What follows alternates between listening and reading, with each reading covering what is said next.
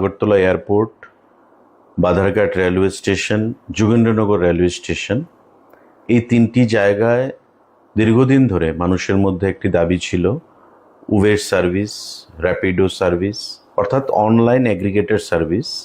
যাতে মানুষ সহজে পায় সেই সিদ্ধান্ত গ্রহণ করার। এবং পরিবহন দপ্তর মানুষের দাবিকে সম্মান জানিয়ে, যেহেতু রাজ্যের মানুষের দীর্ঘদিনের দাবি, আমরা সিদ্ধান্ত গ্রহণ করেছি যে আগামী 10 থেকে 12 দিনের মধ্যে আমরা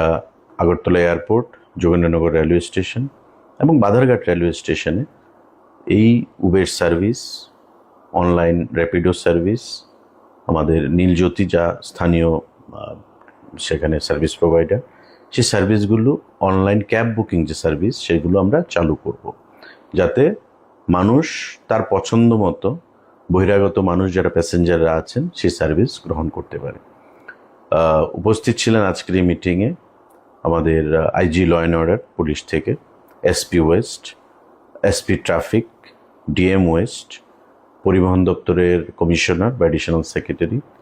পরিবহন দপ্তরের অন্যান্য আধিকারিকগণ এবং মোটর শ্রমিক ইউনিয়ন থেকে আগরতলা এয়ারপোর্টের যারা শ্রমিক ভাইরা রয়েছেন, যোগেন্দ্রনগরের শ্রমিক ভাইরা এবং আমাদের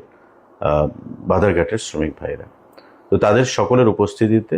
সৌহার্দ্যপূর্ণ পরিবেশে আলোচনা হয়েছে।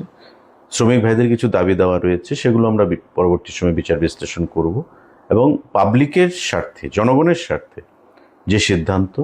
আমরা যেটা গ্রহণ করেছি সেটা আমরা বাস্তবে